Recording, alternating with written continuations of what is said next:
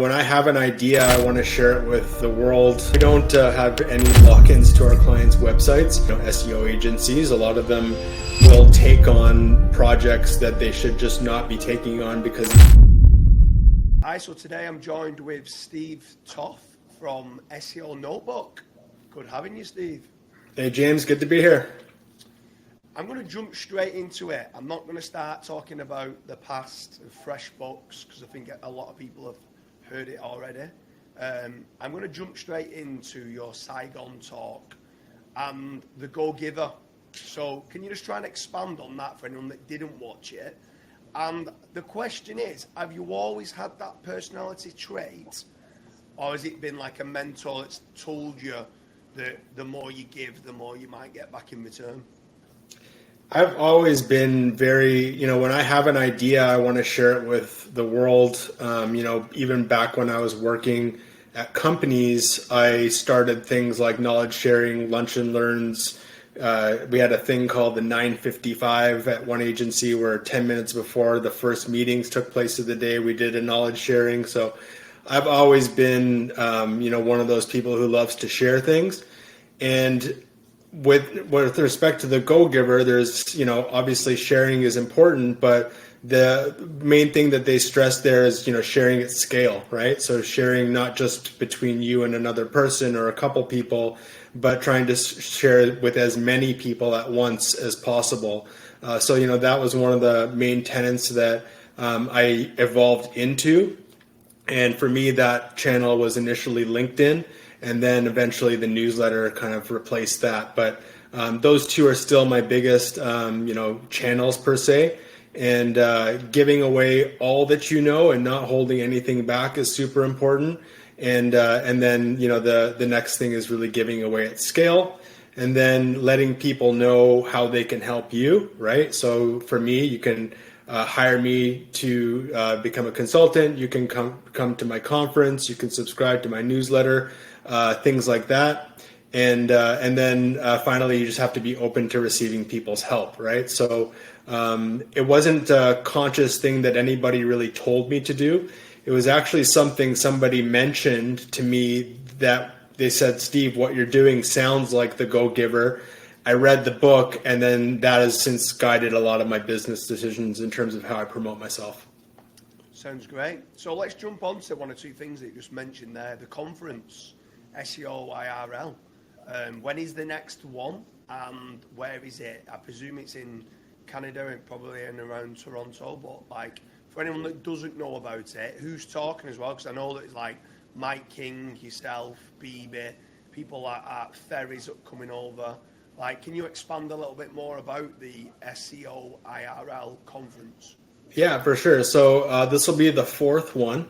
Prior to this event that's happening October 4th, 2024, we had hosted 3 evenings, essentially. So the evenings were a bit more low-key, not as many speakers, but still a really great place to network. So we just kind of got it kickstarted that way.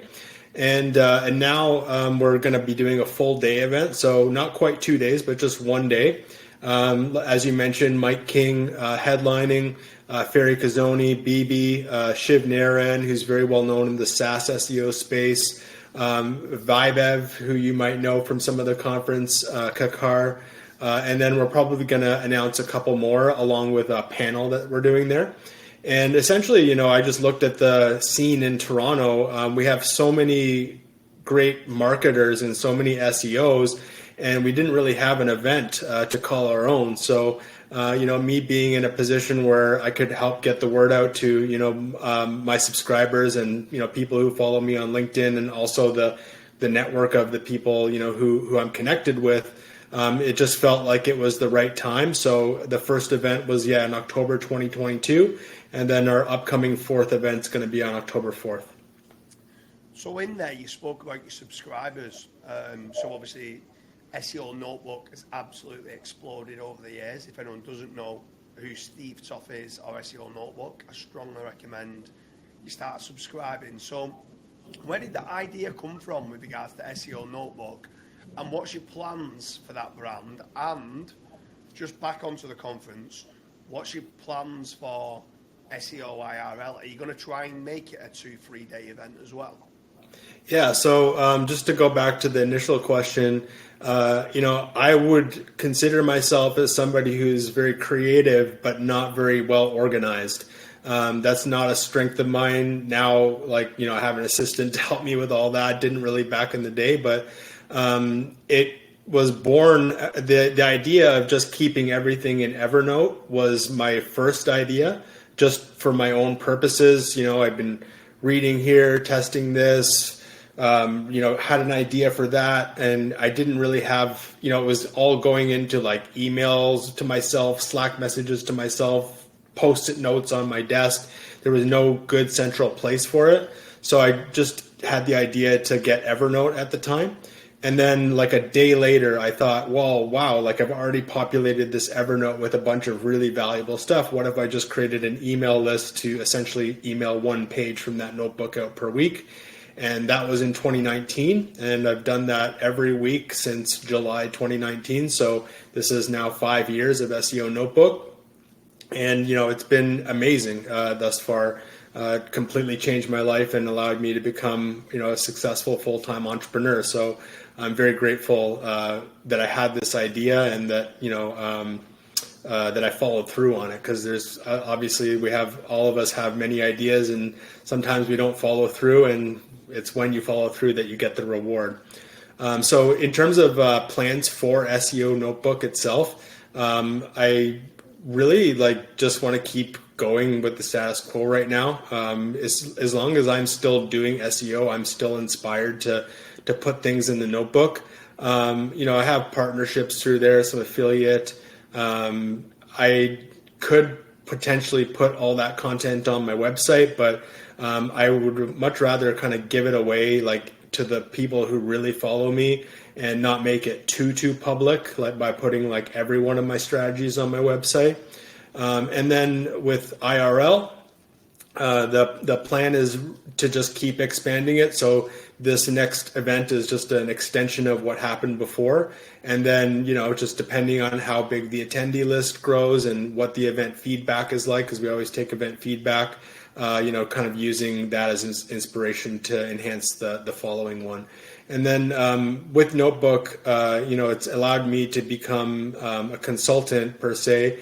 And over the years, I've also grown my team now to 13 or 14 people.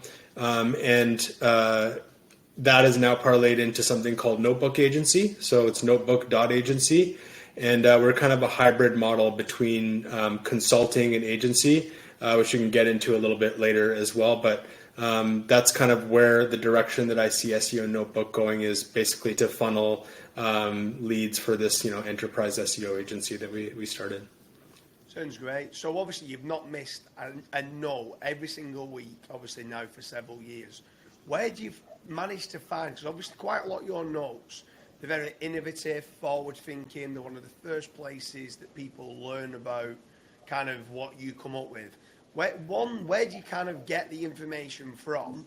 And two, now it's grown a little bit more, is it still you that's probably trying to source the next big thing to put as the next note? It's still me. I'm still in control, full editorial control of what goes in SEO Notebook. I would say, honestly, it comes out of actually doing SEO. So if I was just sitting on the sidelines as CEO of my agency and not involved in what was going on, I wouldn't have the inspiration to do SEO Notebook. It's just it is just all born exactly from the actual work. And the nice thing about it is now is I can spend more time on research and development, and obviously, with where AI has taken us in the last just under 2 years, that's also provided such a bounty in terms of things that I can mess around with, experiment with, be inspired by. I've featured things that you have said in SEO Notebook before. I'm always got my antenna out for, the people who I, follow and respect. And I'm happy to also slot them into certain notes as well.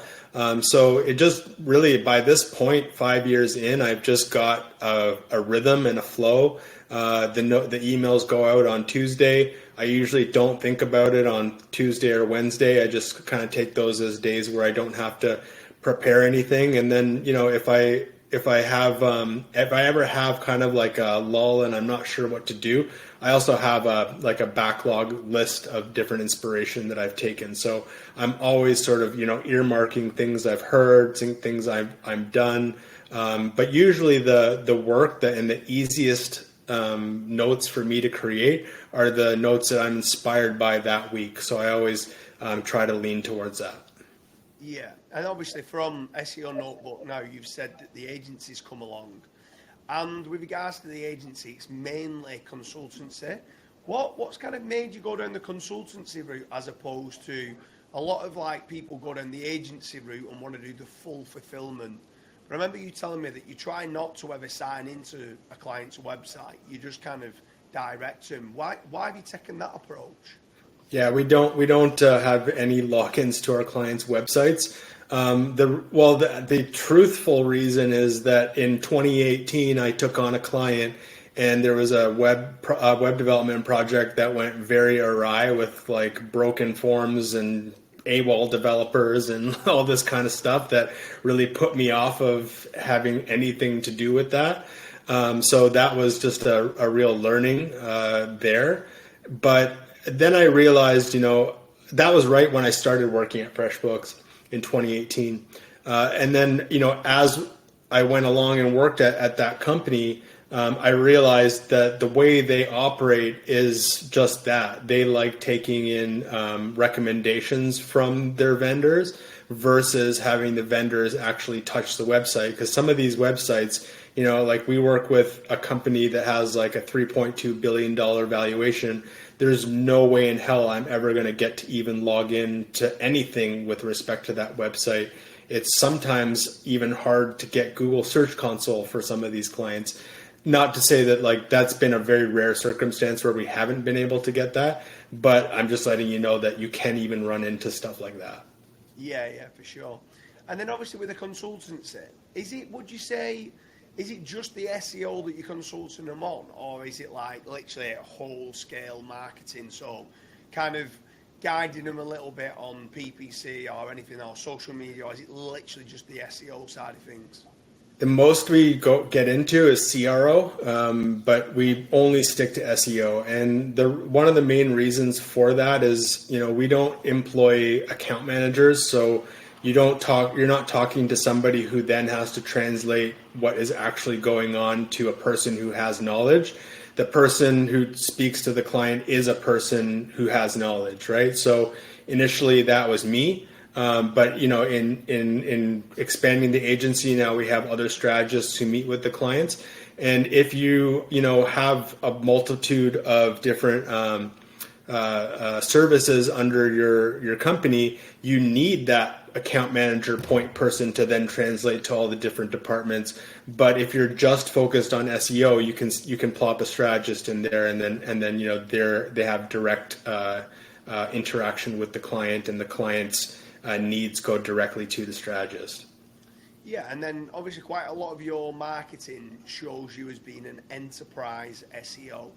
For anyone who's watching this, what's the difference between an enterprise SEO and, let's say, a traditional client SEO?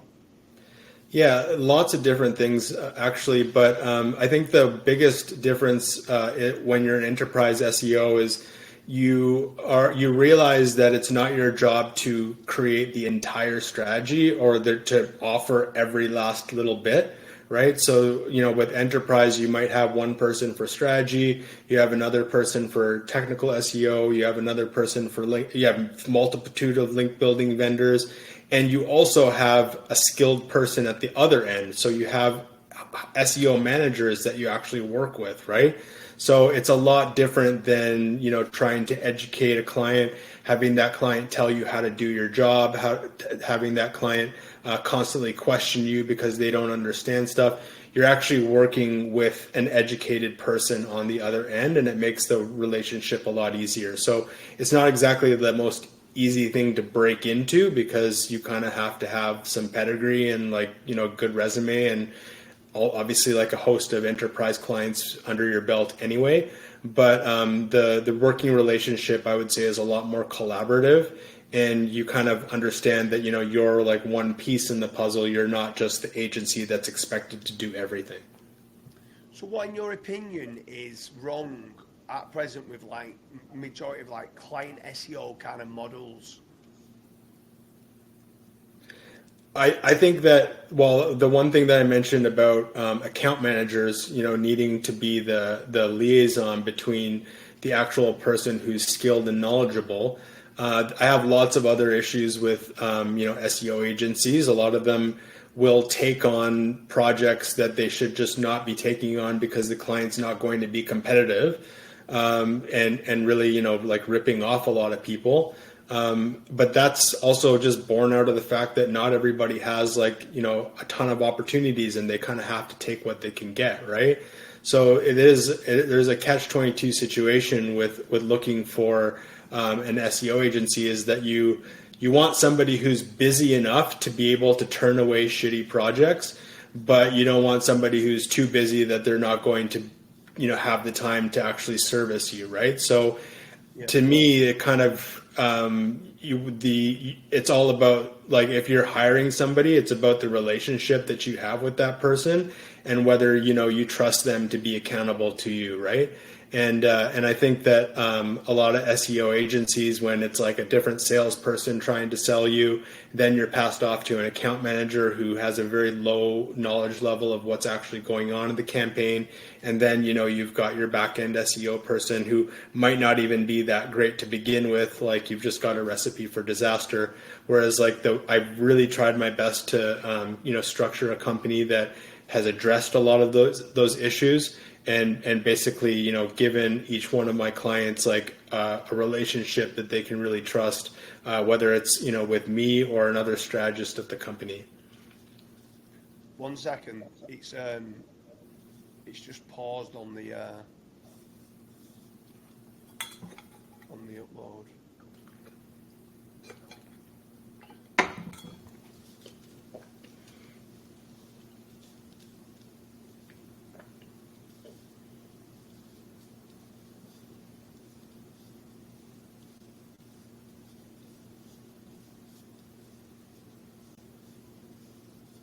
I just need this to upload and then Sure, take your time. we'll merge them both together. I spoke with the wife of the founder of Roblox today. Oh, really? Maybe coming on as a client. I actually worked for his brother like 3 years ago, and then they have like this like cool kind of nonprofit that's funding research between like gut health and mental health. And I spoke with her and her team today. Sounds good. What do you think you're closing? Sorry? Do you think you'll end up Yeah. getting him as a client? Oh, yeah, I do. Yeah, because I already know one of the marketing managers there as well. So it's like I've worked for her brother-in-law, and I know this other guy Jeff there. So like hopefully, yeah. That'll be class. Do you take on the clients all over the world then, or is it? Yeah, I have. Just speaking to somebody in Singapore right now, taking on Estonia, UK, one Indian client once, Dubai, yeah. Sounds good.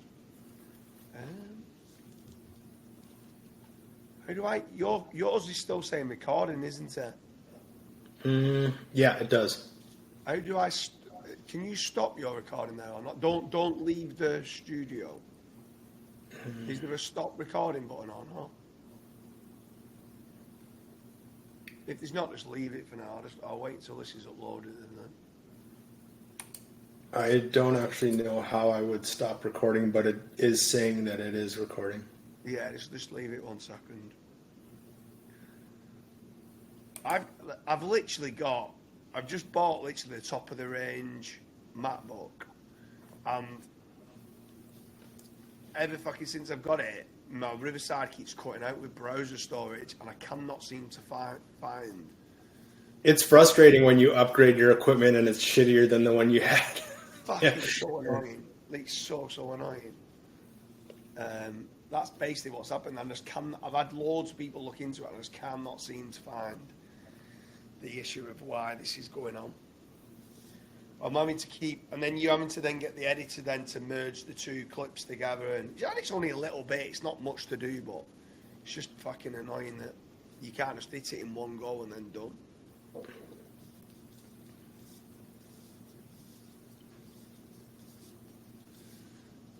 We've got, we're going to go on to the disc. One off this. So what is that? Obviously, the disc is like the personality traits. What have you been doing with that then? I just learned how to read people, basically. And you know Annie, right? Mads' girlfriend. So Annie works for me. Annie is a project manager at our company, and she's been also really great with like helping suggest the right people in the right positions, and like also, you know, communicating effectively with the team based on their disc profiles. So I've known about disc for a long time now, but really only started thinking intensely about it in terms of hiring and who we want to work with, and even, you know, what the clients are with disc and how to communicate with them. It's just become almost like a toolkit, and like something that if I'm going to be doing business with somebody, I need to know their disc profile in order to effectively communicate with them. Yeah, makes sense. You did it for your business too, right? Yeah. We did. There was two or three different ones, and I think now, before we onboard anyone, we'll take them through a video test, with a video interview before we then give them a face-to-face interview, and then we put them through this kind of role play to see where they'd fit into the business. And actually, I don't even know the full ins and outs of the recruitment side now, but in month one, they kind of put them in 3 different job roles to see how they would excel the most and whether they'd like it the most. And then the 4th week, then they put them back in the role that we think we're going to be taking them on for. Right, Steve, so you talk about you've got 13, 14 like A players within your team, and you've spoke a couple of times about using the DISC personality type test. Can you expand a little bit more on that and how you've got such a great team now?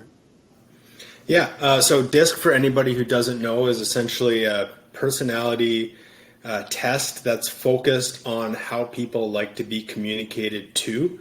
So there's 4 quadrants: the D, I, S, and C. So the D is the more direct, the I is the more influential, C is the more conscientious, and the S is the more supportive type personality. And once you know where you fall into is also super important. I'm a CD. You're probably a D, James, a DI. Once you know where you fit into, you understand. You can tell people straight up, this is how I like to be communicated to. I much rather prefer video than email. Or a long email is totally fine if you want to do that instead of booking a meeting. And or if you put a person in a specific job like sales, you probably don't want to put them into like a C or an S type position. You probably want that person to be a D, S, or an SI. So it's about knowing the strengths and weaknesses of every personality like quadrant per se, and putting those people into the right position. And then also empowering the rest of your team to understand DISC and how people prefer to be communicated to, and the end goal of that is just basically smoother operations. And to me, it's like a cheat code. When I worked at FreshBooks, they invested very heavily in DISC training. Like it was nine weeks, every week, once a week for a full afternoon, we did DISC training. And then since then, I've made friends like with Mads Singers, and Mads is at his recent conference in Saigon. He had a mastermind retreat where we also did like DISC sessions, and just hugely valuable to me to understand that on a deep level. Yeah, that's brilliant. So I'm moving on very quickly because I've got a few questions from the community. I asked for the last couple of days, what questions have you got? And one of them is, how did you manage to move from solopreneur to agency owner? Yeah, so I wouldn't say it was like a conscious move by any means. I was doing very well as a solopreneur.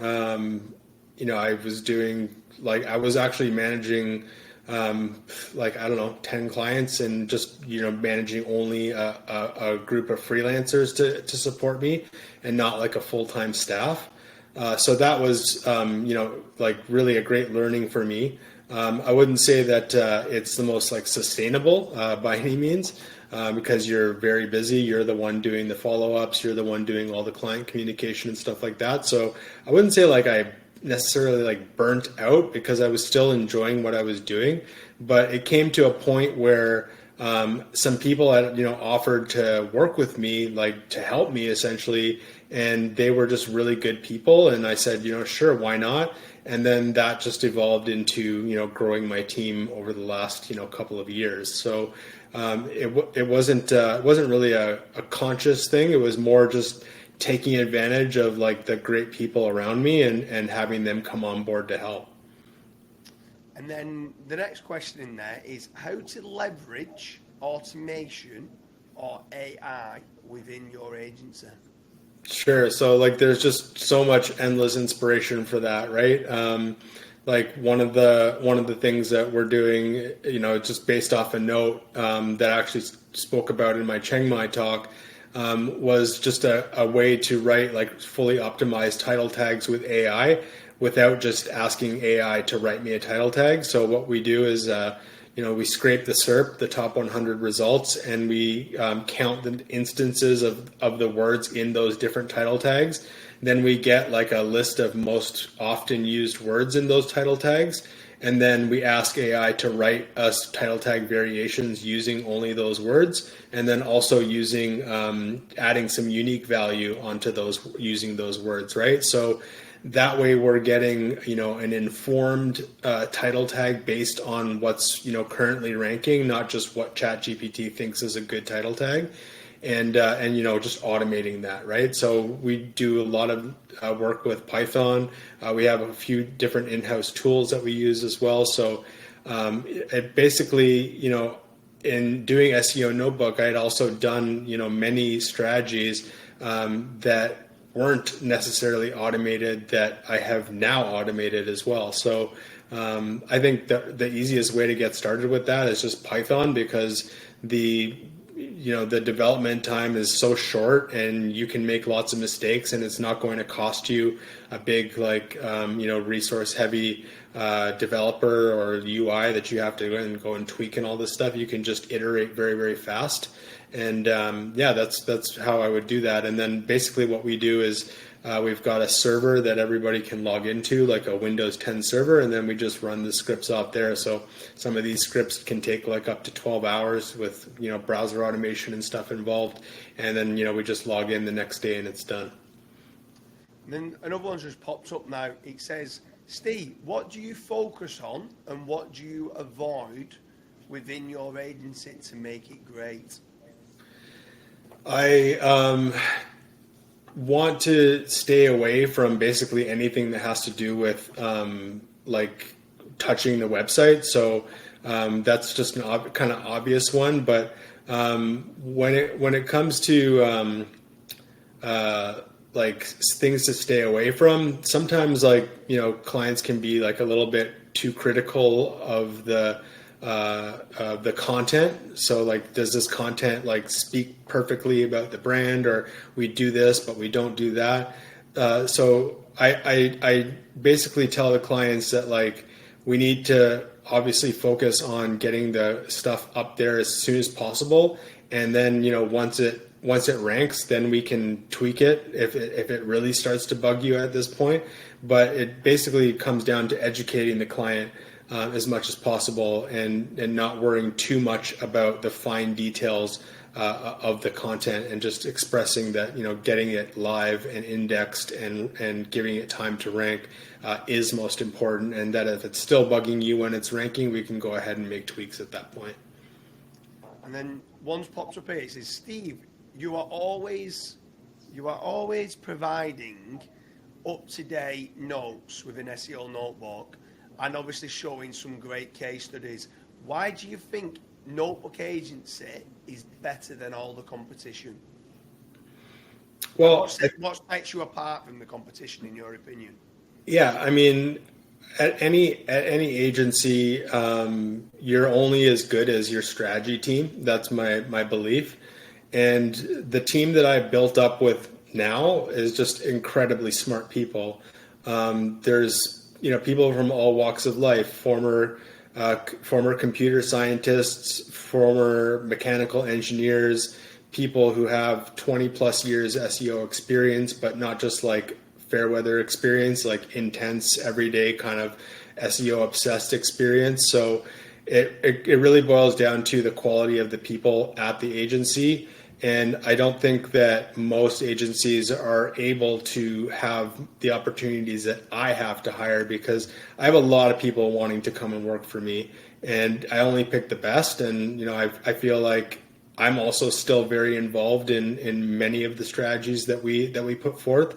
So I guess I'm biased, but I would say that we have just a really all-star team. We also have the luxury of saying no to clients that we don't think are going to be successful. We do a thorough audit before we actually, sign on any client. We scope the project entirely. And if we don't think that we can make a big difference, then we just don't take them on. So therefore our success rate is naturally higher because of that. And we just have a really great time working with our clients. So I don't know. I'm obviously biased, but that's sort of some of the reasons. Sounds good. Name one thing about the business mindset that you've never said before to anyone on the internet. So they're not going to see it on SEO Notebook. Is there anything that you've never said before about business or your mindset? That's a good question. It's put you on the spot, hasn't it? Yeah, it has. I guess. Oh, that's a really good question. I think I might have thought through this one before, but now I don't remember what I was going to say. So something that I haven't said before about business is maybe like me personally being like a very introverted person. I thought for many years that would like hold me back, especially with respect to sales or whatnot. But that at some point, like if you want to be successful, you just got to put those things aside and be comfortable with being uncomfortable at points, and just go for it, right? So the first time I had the opportunity to speak in front of 400 people at FreshBooks, I was like really nervous, but I did that, and then we got put up on a pedestal at that company after that speech, because people saw the great work that we were doing, right? So it's the same thing like with anything in this world. Like if you're nervous for an interview, if you're nervous for a client meeting, if you're nervous for an investor pitch, whatever it is, just put it aside and just go for it. You have literally nothing to lose, and you have everything to gain. So just put those things aside. So name one thing that somebody doesn't know about you as an individual.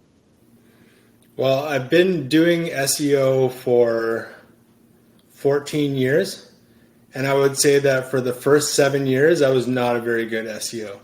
I was super passionate. I loved it, but I don't think I had any notable case studies. I was way spread too thin.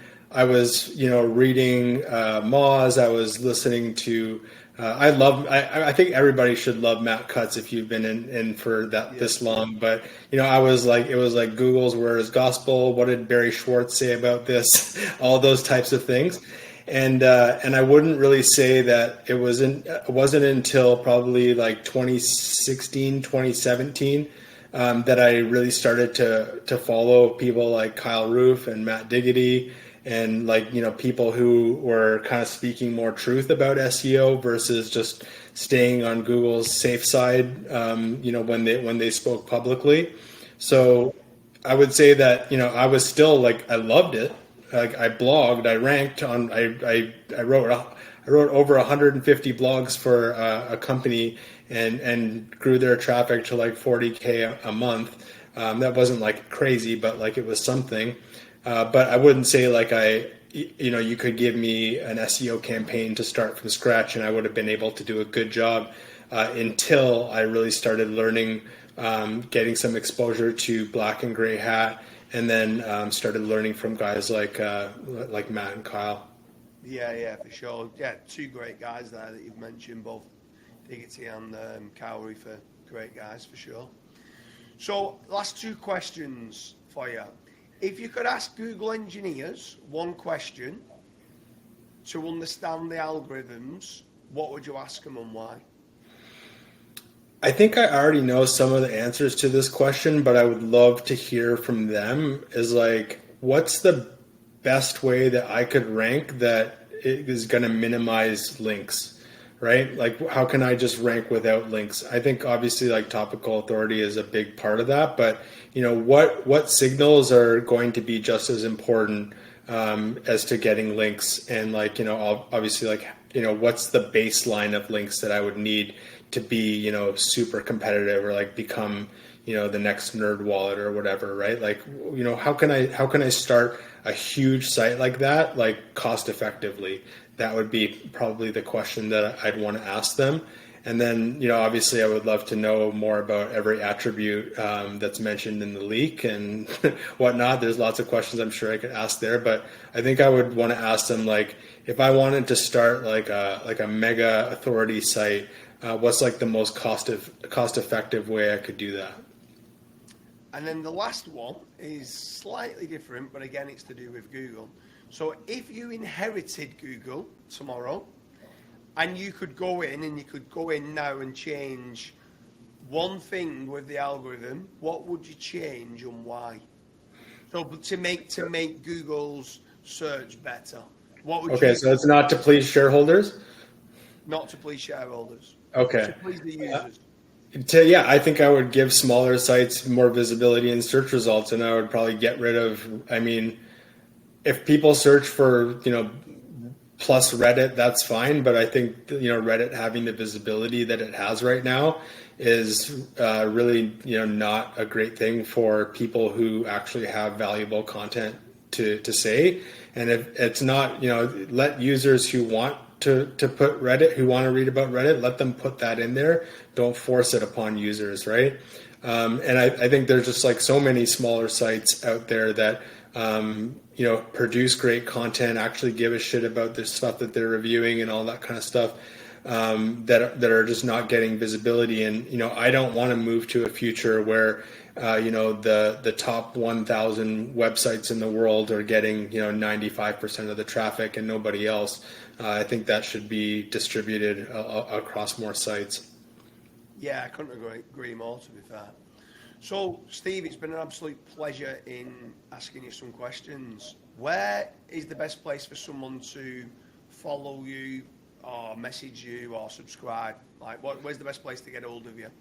Yeah, SEOnotebook.com, and I would say LinkedIn, Steve Toth. And then if you're interested in the event, or even if you can't make this October 4th at 2024, just go to SEOIRL.com and give us your email, and we'll let you know about the next event.